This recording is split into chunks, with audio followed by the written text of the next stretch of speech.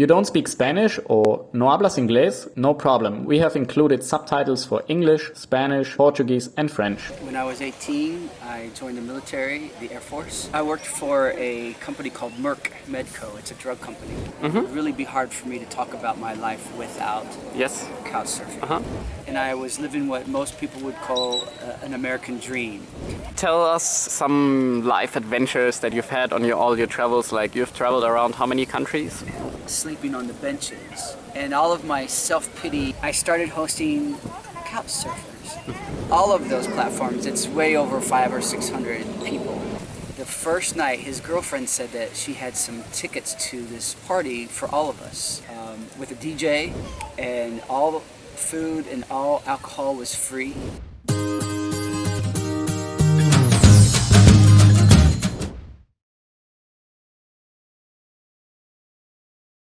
Hi Rob, thank you very much for taking part in this project. First of all, we start with a lighting round. Or $100. Cat or dog? Big city or small town life? Big city. Friends with benefits or a stable relationship? Friends with benefits. Hawaii or Alaska? Hawaii. Backpacking or hotel? Backpacking. Thank you very much for the lightning round. Now, can you introduce yourself a bit? Tell us a bit about yourself. I'm originally from Ohio. When I was 18, I joined the military, the Air Force. I was 4 years in the Air Force in Ankara, Turkey for 1 year out of those 4 years. When I got out of the Air Force, I lived in Phoenix, Arizona for, I don't know, maybe 10 years, doing various little jobs, and then I moved to Las Vegas, and I was there for 2 years, and then I moved to Florida. What did you do in Las Vegas? I worked for a company called Merck Medco. It's a drug company. That was really one of the places that I worked that I probably enjoyed the most. It taught me the most. It helped me make more money than I probably have ever made before in my life. What did you learn there? Mathematical methodology called Six Sigma. After going through the Six Sigma training, I learned how to manage Six Sigma projects. And it's easy when you're working for a company to save them millions of dollars if you use the tools that are part of this Six Sigma process. What other experiences you've made in your life so far? Well, we've briefly talked about couch surfing. It would really be hard for me to talk about my life without couch surfing. I do give it credit for changing my life. And when I first joined, I was still working a corporate job. How many years ago did you? I joined in 2007. 2007. So wow, that's really early adopter. Yeah, exactly. The rules were way different then, and the people who joined were a lot different then. How would you say the community has changed over the years? A lot of the new people who join couchsurfing, they read about it on a web page or something, and they see it as a free place to stay. And that is not the original spirit. The original spirit was cultural exchange. An opportunity to host someone from a different culture and to learn and to share and to experience.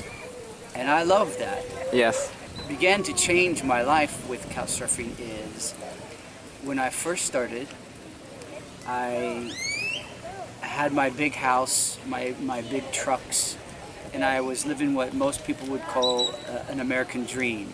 You buy a house, you buy a vehicle, then you buy a bigger house, then you buy a newer vehicle, and you just keep playing that game, but you're on that mouse treadmill of just working, and I started hosting couch surfers who had nothing but a backpack and joy, and I wanted that joy, and I was thinking, I have it all wrong. I've been playing this game of buy more stuff, but it's just stuff. It's just stuff. And so I wanted that joy. So I took this trip to Central America, and I said, okay, I'm not going to stay on the Gringo Trail. I'm not going to rent a car. I'm not going to stay in a beautiful hotel. I'm going to take public transportation. I'm going to stay in a hostel or with a couch surfer. What intrigued you in the first place? Like, did you remember what intrigued you about joining Couchsurfing and hosting your first people? Because like I feel like a lot of people, they're like, oh my god, there's someone coming to my place and staying at my place who I don't know, maybe he's dangerous, maybe he steals my stuff. I feel like I talk to a lot of people who are registered on the website but who are not hosting someone or who are not also not staying at someone's places because they're afraid of other people and what might happen to them. And then I always tell them, well, look at his profile, you can see, okay, this is a regular person. Well, how did you feel about this in the beginning? Well, to be honest, I remember the very day that I joined, and this is what happened. I had a friend that I had 2 tickets to a Tampa Bay Lightning hockey game. And I called my friend and I asked him if he wanted to join me for the game. And he's like, no, I'm going to the airport. I'm going to pick up 2 couch surfers. And I'm like, 2 what? Couch surfers. What's that? Oh, it's this organization I joined. You host people from around the world. And I'm like, dude, this is going to be a great game. Are you sure you don't want to go to the game? So I go to the game, and the whole time, all I could think about was, you host people from around the world. That's awesome. So I got home that night and I looked up couch surfing. I created my profile. How many people have you hosted in those years, 13 or 14 years? What would you say, more or less? Or Well, Couchsurfing isn't the only platform that I use. There's another platform called Be Welcome. There's another platform called Trust Routes, and then there's another platform called Warm Showers for cyclists, and I'm in all of those. Oh, wow, I don't know them. So with all of those platforms, it's way over 500 or 600 people. I think among those, like, I have a lot of couchsurfing experience as well, but I think like among those 500 people, you met a lot of very interesting life stories. I think one of my favorite couchsurfing experiences was in my first year. Without a lot of references, you're really at the mercy of someone's sympathy because you're hoping that they will host you even though you don't have very many references yet. Yes. And I was in Philadelphia, Pennsylvania, and this guy hosted me and a traveler that I was traveling with, another couch surfer. We were traveling from Miami all the way up to New York City. So we were in Philadelphia, and he hosted the both of us.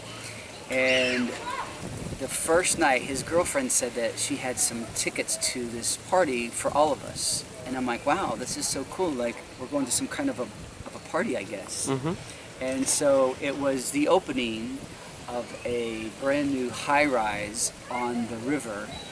And it was on the top floor, it was on the roof. So there was this party that was with a DJ, and all food and all alcohol was free. And we're on the top of this roof, and I'm looking at the water and the bridge, which was all lit up, and there's this full moon, and I'm thinking, wow, this person 24 hours ago didn't even know me. And I'm here because of couch surfing.